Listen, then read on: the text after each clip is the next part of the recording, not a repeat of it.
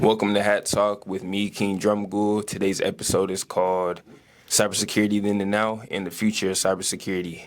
We have a special guest today with us. Trenton Bedford. Trenton Bedford, how you doing? I'm doing good. How you? I'm doing good. Thanks for asking. We're going to get straight to it.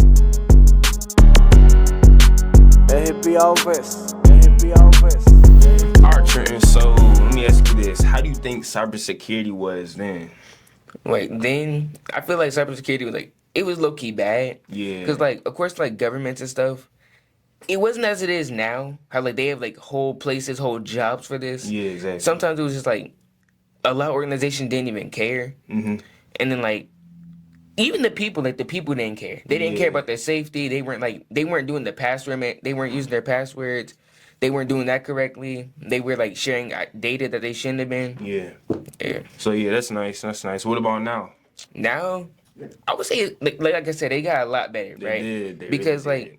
even though people do get hacked now, and I would say that's probably increased too, but that comes with technology. Yeah. So the more you have technology, the more people are gonna find a way to exploit it. Yeah. So I don't really consider that. I think more about how we have more things, whole websites like Cisco and stuff that tell you how to be secure online. Yeah. Talk about the phishing, the hacking. Yeah. Even the scareware, the malware. Yeah. Yeah, like what I was saying, I'm pretty sure I talked about this in the other episodes where, it's increasingly getting more better and better, every month, every year. So tell me more about that. So what I have to say about that is like I said, the organization and stuff, the government, I feel can start to look at it now. We have a whole cybersecurity month now. Yeah. We did not have that before. So it's people, the government's finally putting their eyes on it, which means next is the people. Yeah. We're they're putting up the stuff for us. So it's I feel we have to, take that knowledge and use it. Exactly. Yeah. And it's something that's gonna keep growing and keep developing. So what do you think? Let me ask you this. What do you think is the best / most important cybersecurity job out there? Cybersecurity job? Yeah. Or career. I got a few. The one I'm looking at right now is cybersecurity analyst. Now, the reason... I'll go ahead and explain what they do. Yeah, explain So that. cybersecurity analysts, they look at data from organizations, if they've been infiltrated or there were attempts.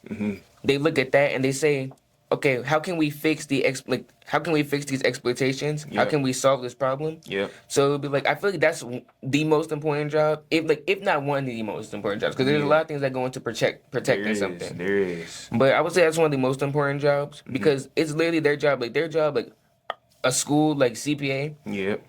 People she was talking about it earlier.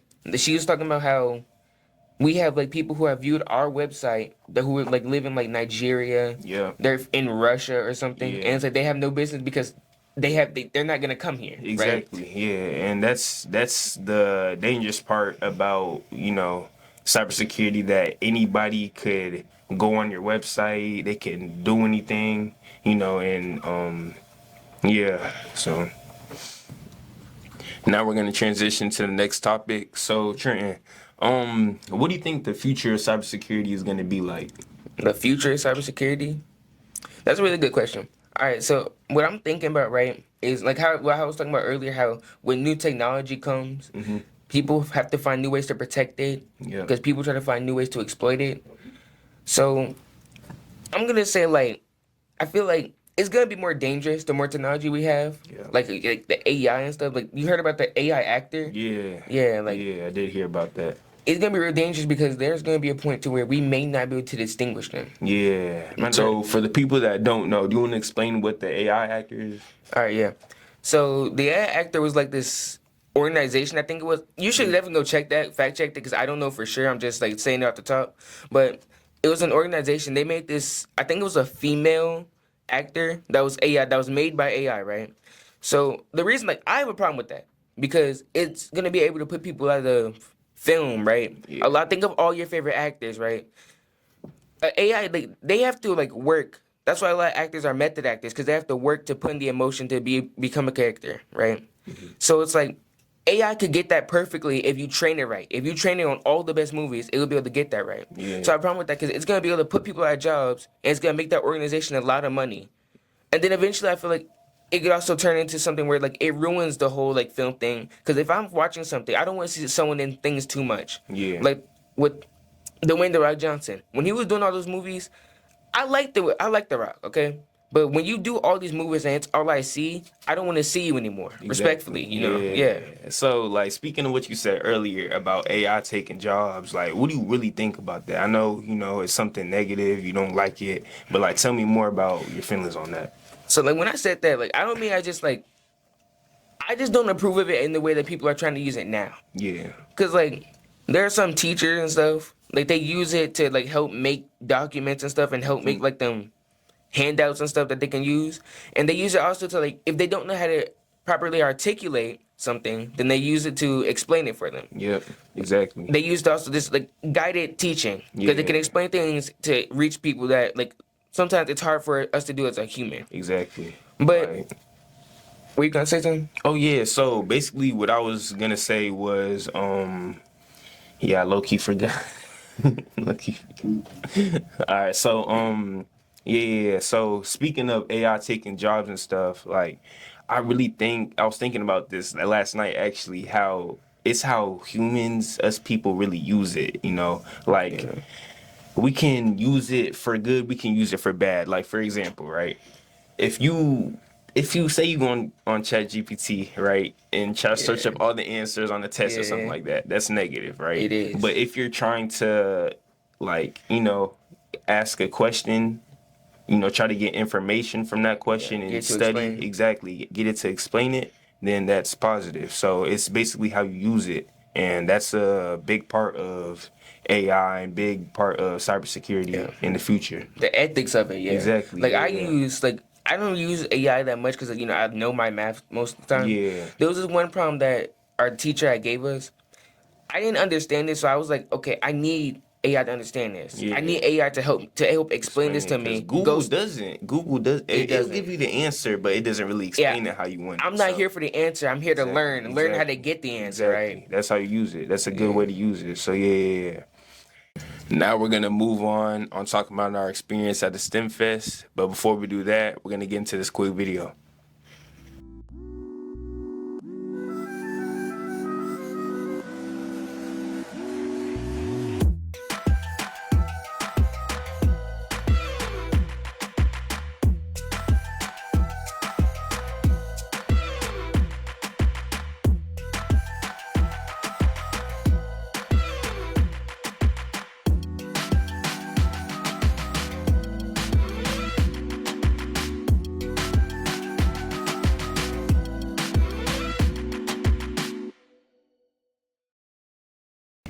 So as you saw in that STEM Fest video, that was our experience. So talk to me a little bit about that experience yesterday. All right. It was my first time going, but I honestly think it was kind of fun. I think it was really fun. Yeah, it was because amazing. like what it was like I also like I'm gonna talk about something afterwards. By the way. Okay. All right. So I was gonna say that I think it's really fun because like you get to see how things work and how things interact with each other. Like we heard about the Nmap. That's what I was gonna bring up. The Nmap, we learned about that in Cisco class, Yeah. And it's like Nmap is like how you find things, like network mapping. I think it stands for. Yeah. So it was like we used that to help us find like an IP address. If you don't know what an IP address is, it's like kind of like it's kind of like what identifies the device. I think. Yeah.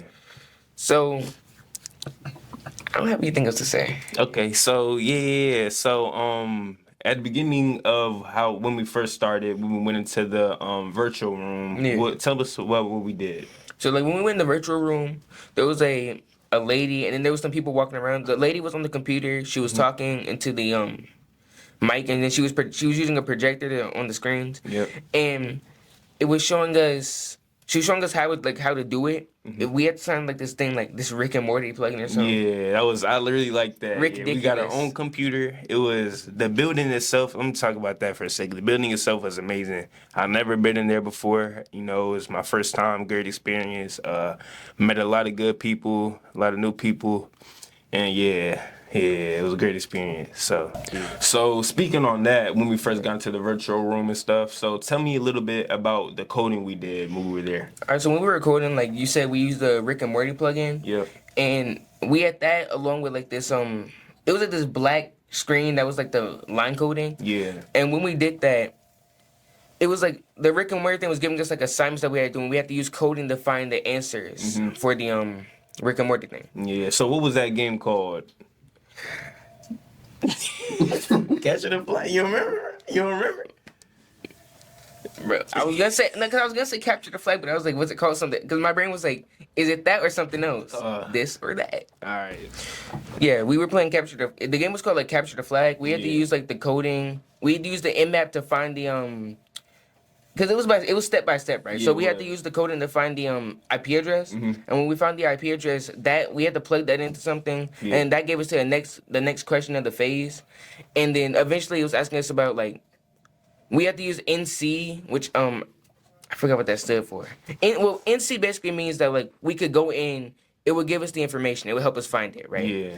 So when we did that, it gave us the IP address, and then we had to enter like certain it was I feel old like Brittany. It was God damn. We had to like put in certain codes, or like, what do you mean? Do you know those numbers that have like the six? Like the one was like 60000, and one was 137 Yeah. 333. Yeah, we both forgot, but well, we learn. We live and we learn. So Together we made it. So speaking of that, together we made it. That's funny. So like speaking of, where we went to and stuff, talk about the tour a little bit, where we went to. Bro, I'm not gonna lie. They're like you said earlier, like I hadn't been there either. Yeah. I've seen that building because I drive around Augusta sometimes. Yeah. It was low key beautiful. It was definitely outside. Yeah, it was right next to outside. the lake. It was great. Like it was like we had to walk near the water. Like was that the river walk? It was. Yeah, that river walk near the buildings.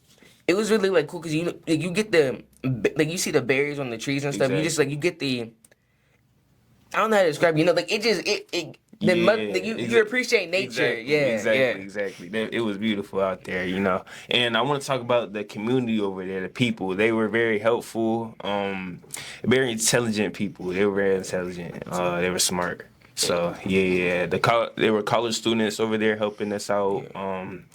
When they gave us a tour, I'll talk about this. The auditorium, it was very, very big. It was. It was like the building itself was big, but I did not expect it to be that spacious. That just remind me, just like college is like boom, like school, and then like college.